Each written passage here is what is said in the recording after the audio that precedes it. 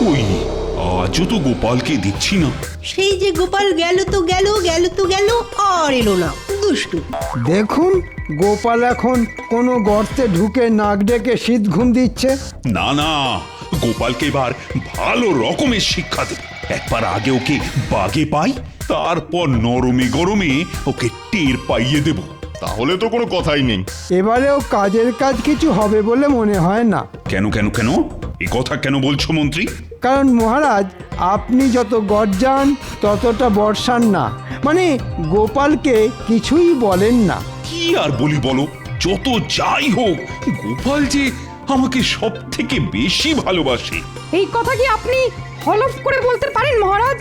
মহারাজ, আপনি সব সময় গোপালকে তোল্লা দিয়ে কথা বলেন বলেই গোপাল আপনাকে এত ভালোবাসা দেখায়। তাহলে গোপালকে আচ্ছা করে পেঁচ মেরে দিলেই গোপাল টের পেয়ে যাবে। আমিও তো সেই কথাই বলছি। গোপালের সব সুযোগ সুবিধে পাওয়া বন্ধ করলেই গোপালের আসল রূপ দেখতে পাবেন মহারাজ। উমা, এইবার মহারাজ গোপালের হাল করবেন একদম বেহাল। বেশ, তবে গোপালকে একটু ধমক দিয়ে দেখি দেখি তারপরেও গোপাল আমাকে একই রকম পছন্দ করে কিনা। আমিও তো সেটাই চাই মহারাজ, যে গোপালের কপালে আপনি আচ্ছা করে তালা লাগিয়ে দিন। এই, কে আছো? যাও যাও সেপাই, গোপালকে আমার কাছে হাজির হতে বলো। ওকে কি করে জব্দ করতে হয় তারপর আমি দেখছি। কানামাছি ভো ভো, যাকে পাবি তাকে ছো, কানামাছি ভো ভো, যাকে পাবি তাকে ছো। ওহ, আমাকে তোরা আচ্ছা ঝামেলায় ফেললি রে। ঝামেলার কোথায়? এটা তো খেলার গো গোপাল দাদু। এবার দেখি তুমি আমাদের কেমন খোপা খপ ধরতে পারো। তবে খবরদার, চোখ থেকে কাপড় সরিয়ে কোনো রকম কায়দা করবে না। বলে যা তোরা কথা বলে যা। আমি বরং তোদের গলার আওয়াজ শুনেই আন্দাজ করি তোরা কে কোন দিকে আছিস। ওইটা গোপাল। আহ, দেখো কি ফুর্তি, মহারাজকে ফাঁকি দিয়ে এখানে কানামাছি খেলছে।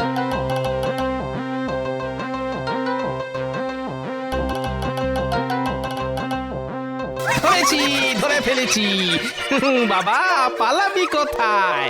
আরে ছাড়ো ছাড়ো, কাকে বলতে কাকে ধরেছো দেখো। এ মা, দাদু পারেনি, দাদু দাদু পারেনি। পারেনি, দাদু পারেনি, দাদু পারেনি।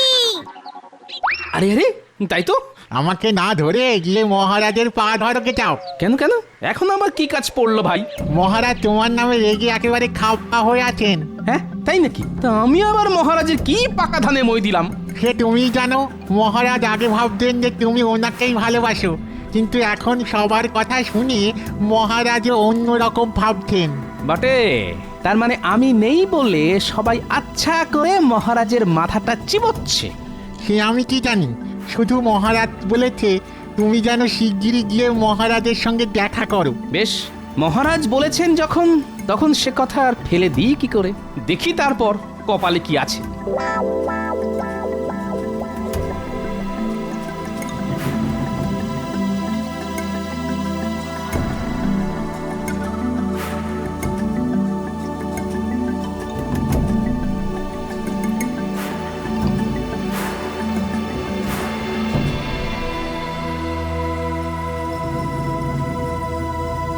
প্রণাম মহারাজ।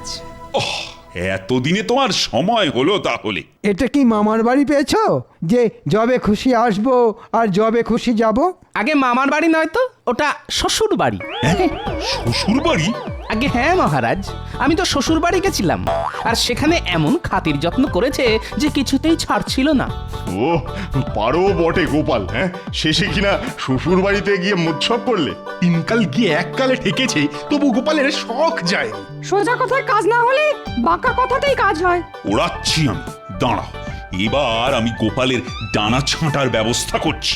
সেই জন্যই দেখছি গোপালের ভুঁড়ি ফুলে একেবারে জয় ঢাক হয়ে গেছে।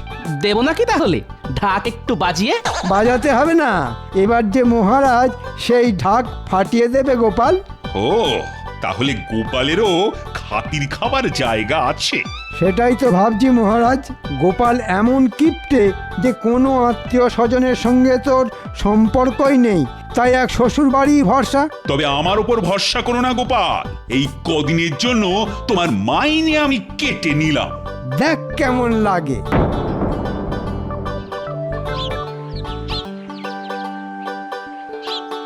কি গো, আজ যেন একটু সকাল করে ফিরে এলে? এই বলি সব ঠিকঠাক আছে তো? কেন?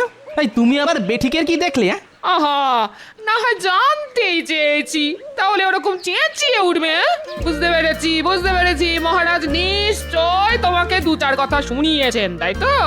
তা বুঝতেই যখন পেরেছো তখন তাহলে খুঁচিয়ে ঘা করছো কেন? আর যদি জানতেই চাও তাহলে শোনো, মহারাজ আমার মাইনে কেটে নিয়েছেন। বলেছিলাম তখন তো আমার ছোট কথায় কান দাওনি। এখন ঠেলা সামলাও। হ্যাঁ, আমার ঠেলা আমি সামলাবো। তাই শুধু এই কথা নাকি অন্য কিছু আছে? অন্য আবার কি? রাজসভায় সবাই বলা কওয়া করছে আমার নাকি শ্বশুর বাড়ি ভরসা, বাকি সব আত্মীয় স্বজন ফর্সা হয়ে গেছে। মা, সে কি কথা? না না না না, তুমি বরং এক কাজ করো। তা কাজটা কি শুনি? তুমি সবাইকে নিয়ে আমাদের মেয়ে জামাইয়ের বাড়িতে গিয়ে ভোজ খাইয়ে আনো বরং। তাতে তোমার বদনামও বুঝবে আর মহারাজও খুশি হবেন। হ্যাঁ, এইটা তুমি ভালো বলেছো গিন্নি। তবে ভোজ আমি সবাইকে খাওয়াবো, শুধু মহারাজকে ছাড়া। ওমা, সে আবার কি? তবেই তো এক ঢিলে দুই পাখি মারা যাবে গিন্নি। চট করে মাথায় একটা বুদ্ধি চলে এসেছে গিন্নি। না না না, এটাকেই কাজে লাগাতে হবে, কাজে লাগাতেই হবে। হ্যাঁ, ও গোপাল দাদু, কি গো তুমি আজ যেন কেমন নেচে নেচে উঠছো? শোন, দাদু মাঝে মাঝে এরকম আনন্দে নেচে ওঠে, এতে আবার অবাক হওয়ার কি আছে? না না, অন্য কোনো ব্যাপার আছে মনে হচ্ছে। হ্যাঁ, ব্যাপার একটা আছে বই কি। তবে শোন, এ ব্যাপারে তোদেরও একটু সাহায্য করতে হবে। আমরা সবাই রাজি। বেশ, তবে শোন, তোদের কানে কানে বলে দিই তোদের কি করতে হবে।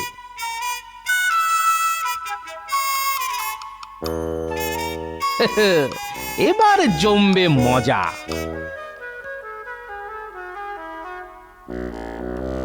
হে কি গোপাল, আজ যেন কেমন শুকনো শুকনো দেখাচ্ছে। তাহলে একটু জল ছিটিয়ে দিন মহারাজ, দেখবেন তাহলে আবার কেমন তাজা হয়ে যাব। তবে কাল গোপালকে যা ভেজেছি তাতে ওর টাটকা হতে বেশ সময় লাগবে। ঠিকই বলেছেন মন্ত্রী মশাই, পেটের ভেতরটা কেমন গুড়গুড় করছে।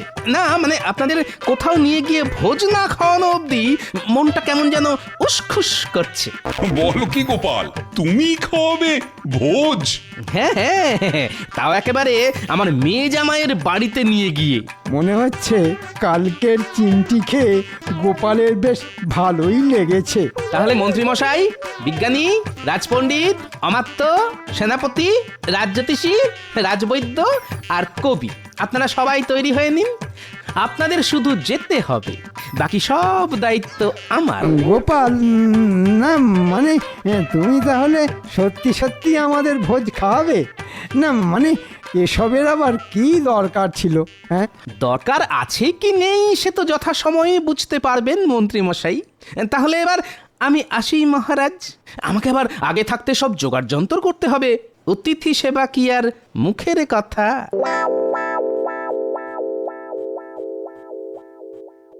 যা, গোপাল চলে গেল, কিন্তু কই আমাকে তো কিছু বললো না। কি করে বলবে মহারাজ?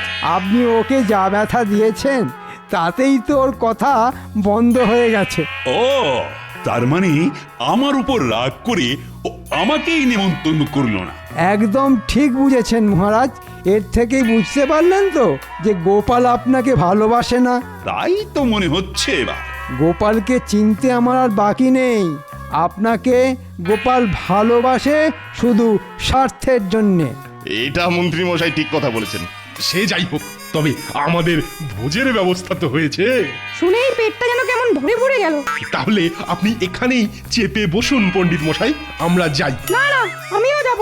বেশ, তাহলে চলুন সবাই, আমরাও তাহলে আসি মহারাজ। কি আর বলি, এসো। গোপাল ঘটা করে নেমন্তন্ন তো করলো, কিন্তু কোথায় যাব আর কি করে যাব ঠিক সেটা বললো না তো।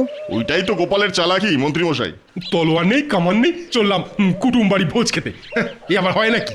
ওহ, এই মাথা মোটাকে নিয়ে যে কি করি বলি, সামনে তলোয়ার কামানোর কি দরকার শুনি? এই জন্যই শাস্ত্রে বলে কথা কম কাজ বেশি। কিন্তু এখন দাঁড়িয়ে দাঁড়িয়ে মাছি মারা ছাড়া আর কি কাজ আছে শুনি? আমরা তাহলে না হয় ওই গাছের পাতাই গুনি। হ্যাঁ, কাজকর্ম না থাকলে তাই গোনো, যত সব। আচ্ছা, গোপাল আবার আমাদের টুপি পরালো না তো? বলা যায় না গোপালের কখন কি মতিগতি হয়। গোপাল আমাদের ধোঁকা দেবে? অত বোকা আমি নয়। আমাকে টুপি পরাতে গেলে গোপালের টাকেই আমি দুব্ব ঘাস গজিয়ে ছাড়বো।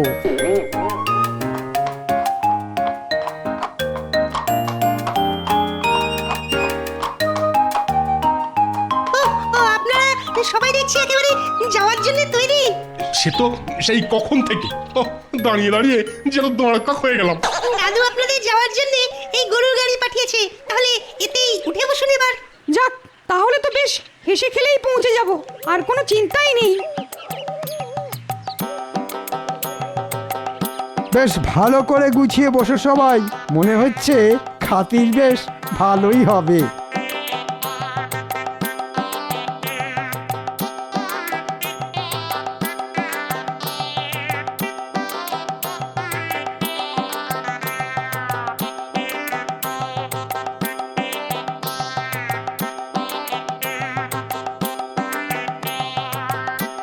ওরে বাবা রে, আরামের বদলে যে হাড়গোড় একেবারে গরম হয়ে যাচ্ছে।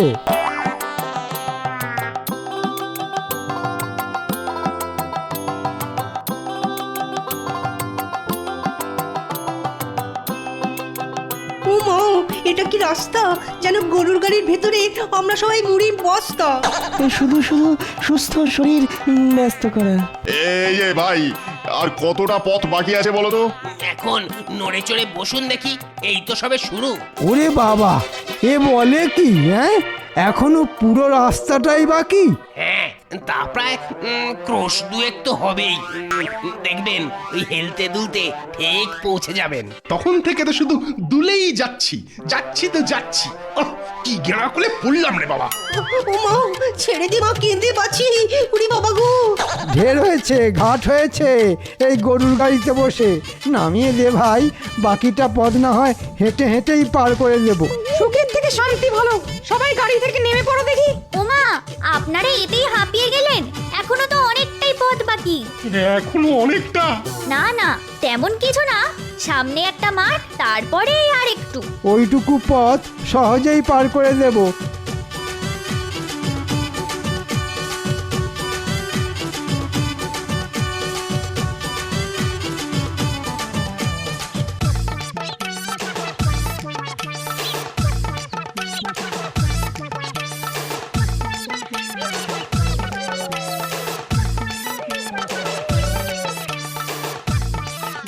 মনে হচ্ছে এই মাঠটা পার হলেই আমরা পৌঁছে যাব, আর বেশি কাঠখড় পোড়াতে হবে না। হ্যাঁ, ওই গরুর গাড়ির বদলে এই হাঁটি হাঁটি পা পাই ভালো।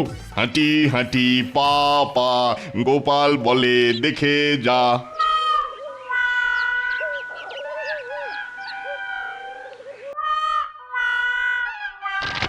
ওরে বাবা রে, গেল গেল, পাটা মনে হচ্ছে কেটে ফালা ফালা হয়ে গেল। কি হয়েছে মন্ত্রী মশাই? এই বয়সেও কি চোখের মাথা খেয়েছো? দেখছো না পায়ের কি অবস্থা? ওহ, ওরে বাবা, শেষে কিনা পচা শামুকেই পা কাটলো। আমি বাবা পা সামলে চলি।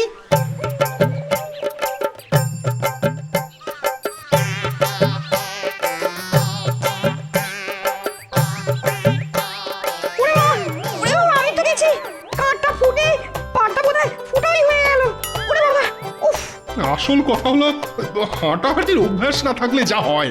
তোমার যখন অভ্যাস আছে তখন তুমি না হয় নিজের চরকাতেই তেল দাও। তেলি দাও আর ঘি দাও, আমাদের অবস্থা করুন। ওহ, এই পথ যে কখন শেষ হবে কে জানে। আহা, এই অল্পেতেই ভেঙে পড়ছেন কেন মন্ত্রী মশাই? হ্যাঁ, কষ্ট করলে তবেই তো কেষ্ট পাওয়া যায়। হ্যাঁ, আমাদের জন্য হয়তো ভালো কিছু অপেক্ষা করছে।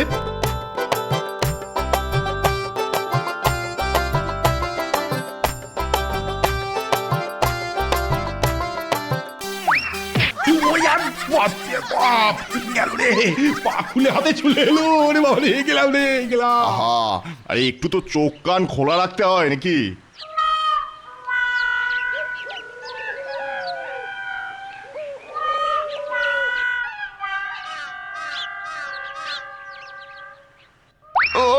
আমি গেলাম রে। নে এবার বোঝ কে কাকে সামলাবি সামলা। হ্যাঁ হ্যাঁ, এবার একটু সামলে নিয়ে বাকি পথটা পার হয়ে যান সবাই। বাকি পথ মানে? সামনেই একটা নদী, ব্যাস ওই নদীটা পার হলেই একটুখানি রাস্তা। হ্যাঁ, এরপর আবার নদী? তাই আমি ভাবি নদীটা পার করতে পারি যদি। যদির কথা নদীতে। এখন চলো সবাই। যাও না যাও, মজার টের পাবে।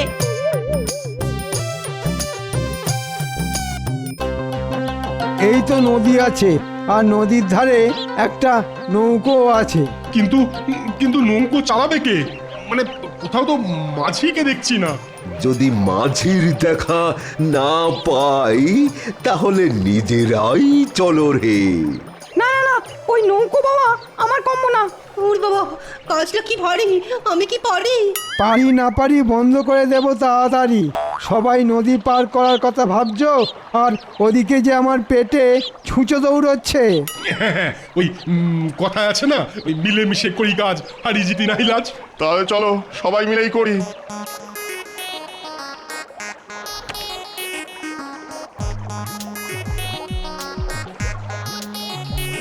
জল লাগাকে হাইয়া। এ আবার কেমন কথা?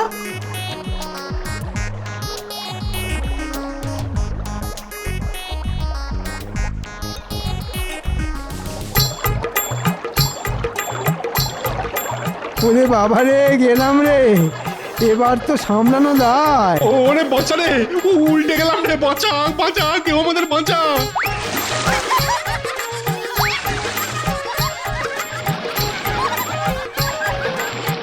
মনে হচ্ছে সব পরিশ্রম জলে গেল।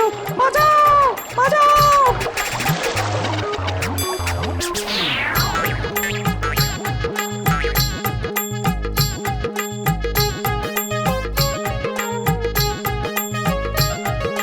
এই তো এবারে প্রায় চলে এসেছেন। এই তো খাবারটা বেরোলেই বাড়ি এক্ষুনি পৌঁছে যাবেন।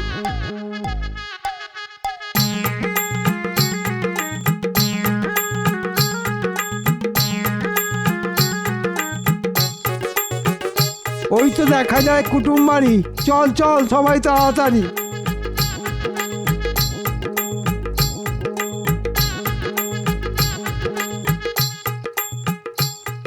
ওই তো গোপাল দাঁড়িয়ে আছে। এই তো সবাই এসে গেছেন। তবে জামা কাপড়ের অবস্থা দেখে তো মনে হচ্ছে যাত্রাটা সামান্য মাত্রা ছাড়া হয়েছে। আমাদের যে কি হয়েছে সেটা আমরাই জানি। এখন খেজুরে আড়া বন্ধ করে খাওয়ার কি ব্যবস্থা আছে সেটাই দেখাও দেখি। হ্যাঁ হ্যাঁ হ্যাঁ, খাবার তো তৈরি আছে। হ্যাঁ, কইরে মা, দে রে দে দে, অতিথিদের মুখে ভাতটা তুলে দে। আহা, অতিথি নারায়ণ বলে কথা। হ্যাঁ, এত ঝক্কি ঝামেলা পুইয়ে শেষে কিনা পুঁই শাকের চচ্চড়ি। জসমিন দেশে জদাচার, খেতে হলে খান, না হলে আবার আছাড়। ওরে বাবারে, আবার আছাড়? না ভাই গোপাল, এবারের মতো ছেড়ে দাও। বেশ, তবে তাই দিলাম।